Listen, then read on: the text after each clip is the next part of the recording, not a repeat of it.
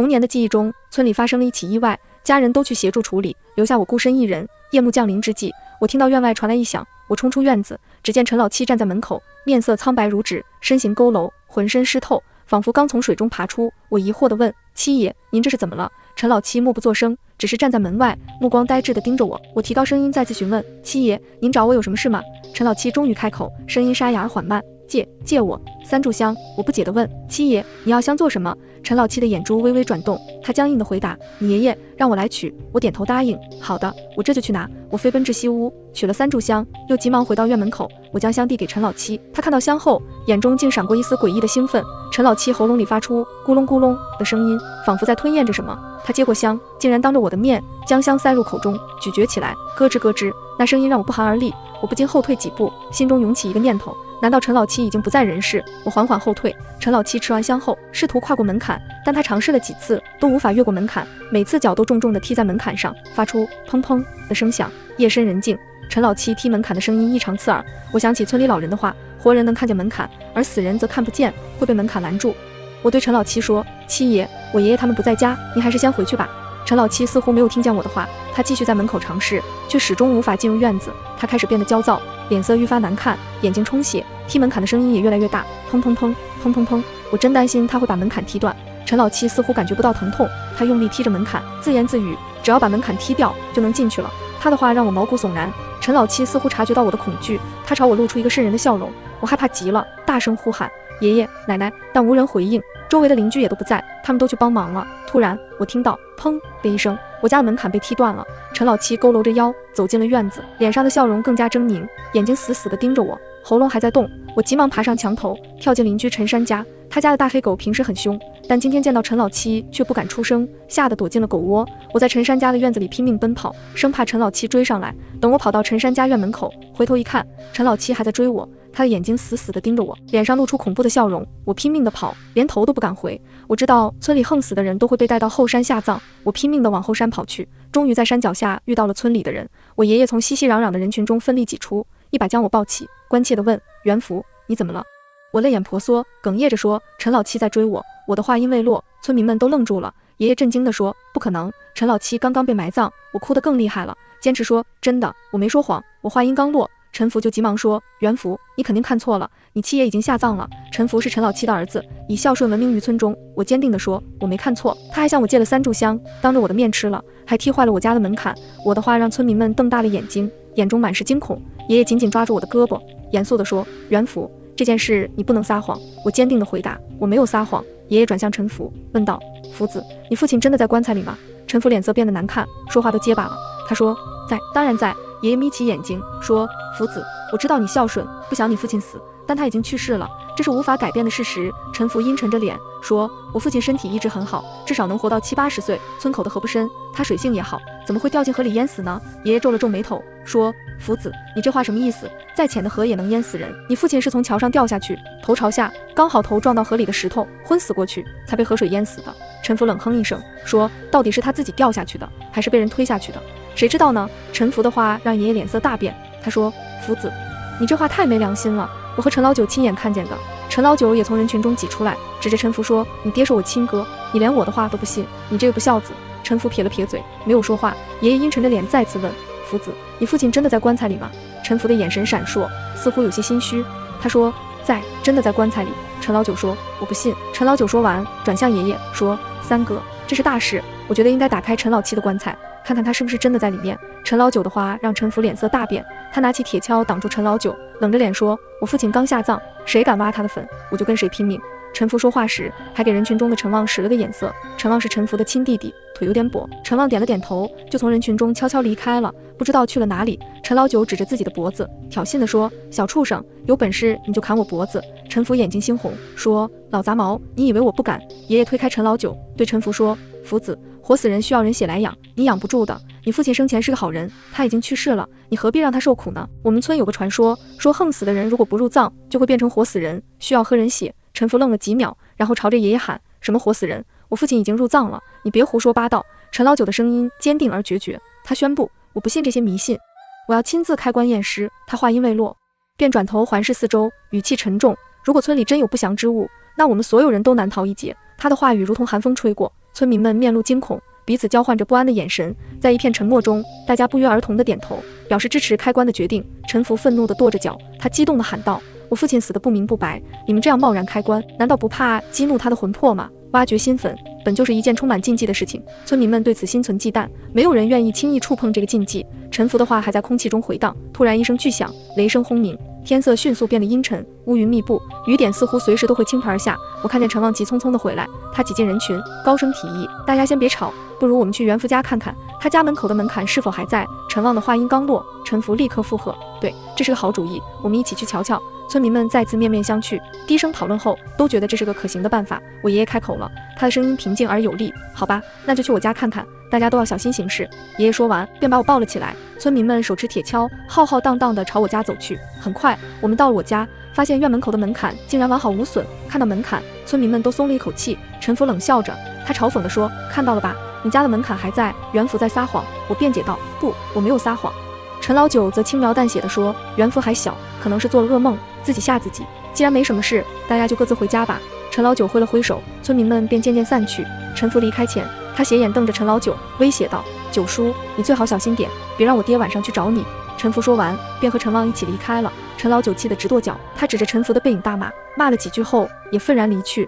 院子里只剩下我们几个人。我奶奶温柔地摸了摸我的头，她关切地问：袁福，你是不是做了噩梦？我坚定地回答：不，我真的看见了陈老七，他还向我借了3炷香。奶奶显然不相信我的话，她转向爷爷询问他的看法。爷爷正蹲在地上专注地检查门槛，他的脸色变得有些难看。他轻描淡写地说：没什么。奶奶建议道：天色已晚，我们进屋休息吧。我们几个人进了屋，刚一进门就听到外面雷声大作，大雨倾盆。奶奶朝院外看了一眼，她担忧地说：这样的阴雨天怨气最重，等天晴了，我带袁福去拜见陈瞎子，这孩子肯定是被噩梦吓到了。爷爷坐在土炕上默默地抽着旱烟，一言不发。奶奶关上了灯，我闭上眼睛试图入睡。深夜我被尿意憋醒，刚想睁开眼睛，就听到奶奶说：老头子，我数过了，香确实少了3炷。爷爷叹了口气，他低声说：袁福没有说谎，陈老七真的来过我们家。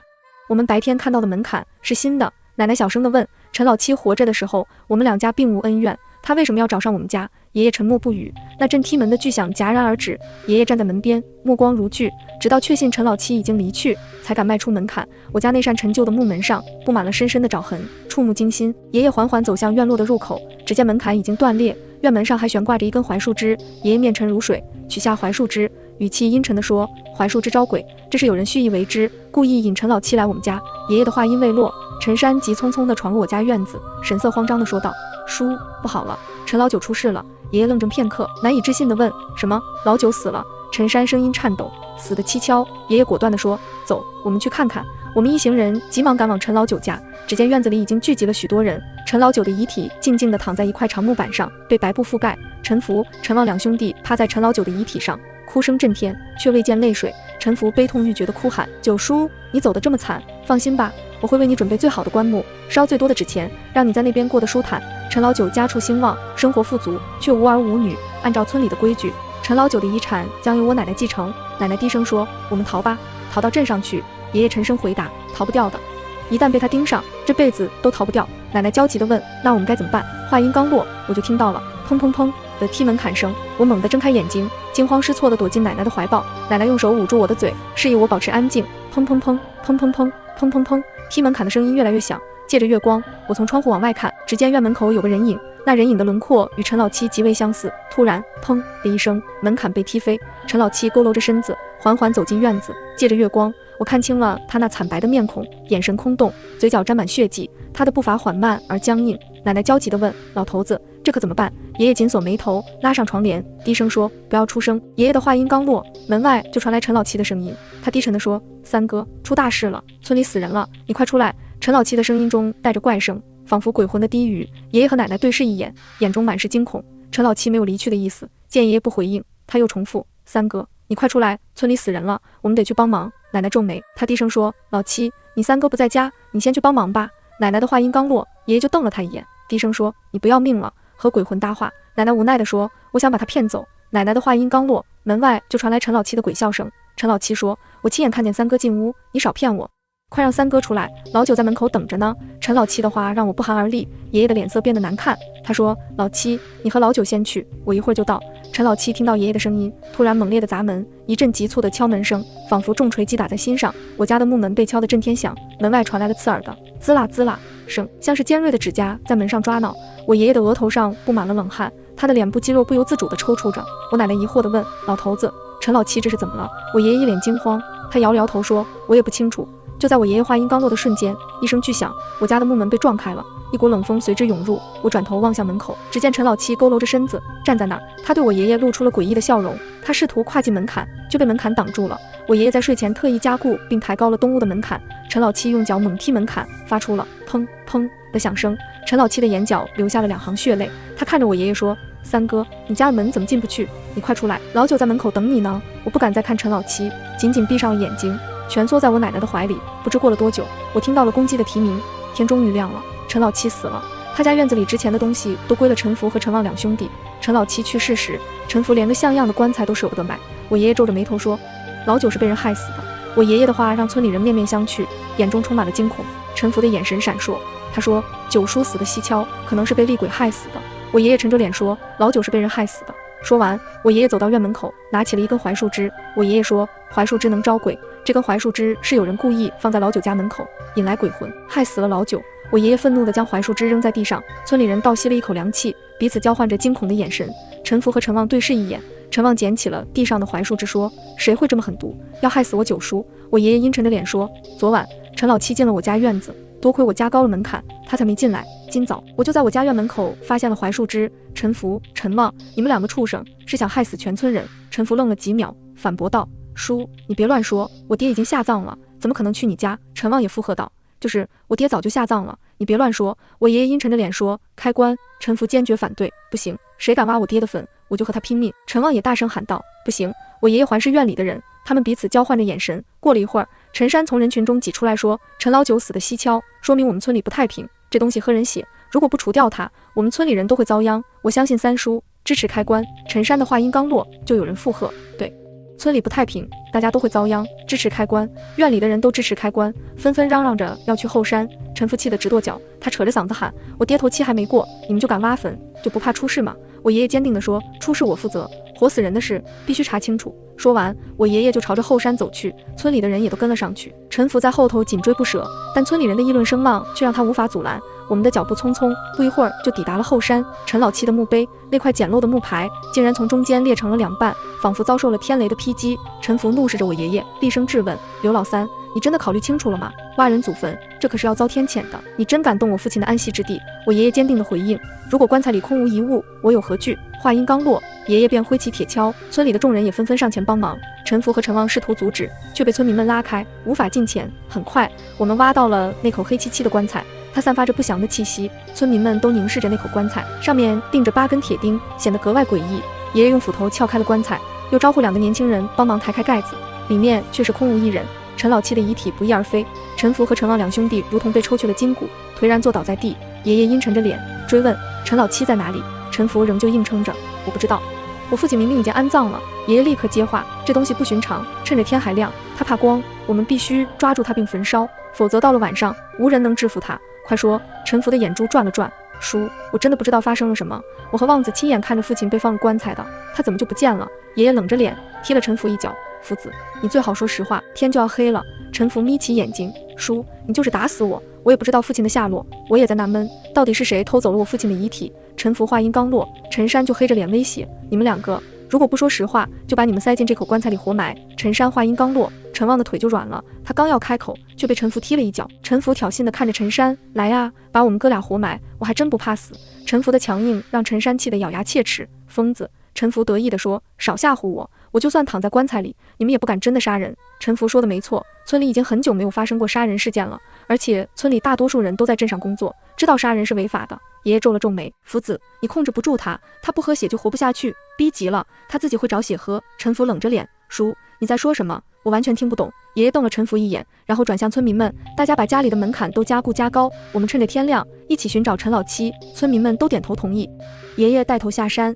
村民们紧随其后。陈山问道：“叔，陈老九怎么办？他的尸体还在院子里。”爷爷回答：“没时间了，先找到陈老七再说。”村民们挨家挨户地寻找陈老七，连河边都找了个遍，但仍然一无所获。天色渐暗，爷爷提醒大家晚上要提高警惕，如果有什么动静就大声呼救。村民们都点头答应，然后各自散去。我们几个人回到了家，爷爷又加固了院门口的门槛。天很快就黑了，奶奶锁上了东屋的门。她小声地问：“老头子，陈老七晚上会来吗？”我爷爷斜倚在土炕上，点燃了一根旱烟，烟雾缭绕中，他缓缓开口：“我小时候亲眼见过活死人，那东西离了血就活不了。”我奶奶眉头紧锁，疑惑地问：“你见过？怎么从没听你提起过？”爷爷深吸一口烟，回忆道：“那时候我还小，我爷爷看中了我二爷爷家的院子，就把我太奶奶变成了活死人，他咬死了我二爷爷，院子就归了我爷爷。这事还是我爷爷临终前才告诉我的。”奶奶的眉头皱得更紧了，她低声说：“真是邪门。”她话音未落，我就听到院门口传来砰砰砰的声响，奶奶的眼睛瞪得老大，她紧张地说：“是陈老七来了。”爷爷的眉头紧锁，他快步走到窗边，只见一个人影在院门口挥舞着斧头，正砍着我家的门槛。爷爷立刻急了，他冲着外面大喊：“小兔崽子，你给我等着！”说完，爷爷急忙跳下土炕，我也和奶奶紧随其后追了出去。那人影一见爷爷，立刻转身逃跑，速度极快，转眼就消失在夜色中。我家的门槛已经被砍断，奶奶急得直跺脚，她焦虑地说：“老头子，这可怎么办？家里也没有现成的木头，门槛怎么办？”爷爷紧锁眉头，凝视着断裂的门槛，似乎在思索着什么。过了一会儿，爷爷开口说：“老婆子，别急，我们先去山子家避一避。”奶奶点了点头，无奈地说：“也只能这样了。”我们急忙赶往陈山家，他家只有他和他父亲两人。陈山说：“叔，砍你们家门槛的八成是陈福，他这人心肠歹毒，报复心强。”爷爷皱眉，他说：“我还真没看清是谁。”陈山的父亲咳嗽了几声，他声音沙哑：“陈老七一天不抓到，咱们村就别想安宁。”陈山的父亲身体虚弱，说话间还咳出了血。爷爷沉重地说：“是啊，不安宁。”陈山的父亲又咳了两声，他回忆道：“咱们小时候村里就有活死人，没想到几十年后又出现了。”他话音刚落，我就看到一个人影冲进我家院子，边跑边大喊：“叔，出大事了！我兄弟被害死了！”听声音是陈旺的声音。爷爷和陈山对视一眼，陈山打开屋门，向陈旺招手进来说话。陈旺满身是血的跑进屋，脸上写满了惊恐。爷爷问：“旺子，怎么回事？”陈旺跪倒在地，悲痛地说：“我兄弟被我爹咬死了。”屋里的人都是一惊，唯有爷爷平静如常，似乎早有预料。爷爷问：“旺子，你爹现在在哪？”陈旺哭着说：“叔，事到如今，我也不瞒你了，我爹确实没入葬，被我兄弟养成了活死人。本想占了我九叔家的钱，就把我爹杀掉，可没想到我爹正拖了铁链，把我兄弟活活咬死了。我吓得半死，从家里逃了出来。”陈旺话音刚落，陈山就指着他骂道：“畜生！你们兄弟俩都是畜生，还想拉全村人陪葬？陈福活该被咬死。”陈旺低头不语。爷爷说：“旺子，你先起来。”陈旺扶着土炕站了起来。爷爷说：“福子被咬死，陈老七今晚不会再闹了，等天亮再去看看。”陈旺点了点头，沉默不语。我们在陈山家待了一晚，第二天一早就去了陈福家。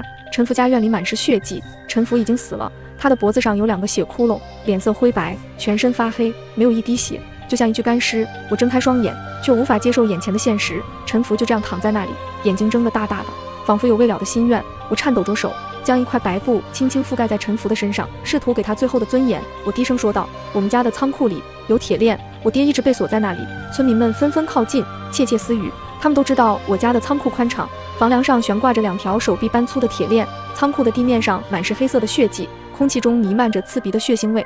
我爷爷沉声说：“福子死得不明不白，眼睛都不肯闭上，我怕他变成僵尸，得趁着天亮赶紧下葬。”几个壮实的小伙子将陈福小心翼翼地放入棺材，没有设立灵位，直接抬往后山匆匆埋葬。村民们目睹陈福的惨状，个个惊慌失措。我爷爷镇定地说：“大家别慌，我们四处找找，如果真的找不到，我们再想办法引他出来。”陈山疑惑地问：“叔，怎么引他出来？”我爷爷缓缓说道：“活死人离不开血，我们就用活人来引。”他的话音一落，村民们都不禁倒吸一口凉气，面露惧色。陈山眯起眼睛，拍了拍我的肩膀，冷冷地说：“如果抓不到陈老七，就用你来引。这事是你们兄弟俩惹出来的。”我紧皱眉头，心中恐惧，我不敢，我害怕的双腿发软。我爷爷打断道：“先别争了，我们先找陈老七。”村民们聚集在一起，翻遍了前山后山，甚至村里的每个角落，却依旧没有陈老七的踪影。天色渐暗，我爷爷说：“村里的女人和孩子先回家躲着，男人们跟我守在村口，引陈老七出来。”我奶奶紧皱眉头，关切地说：“老头子，你可得小心。”我爷爷点了点头，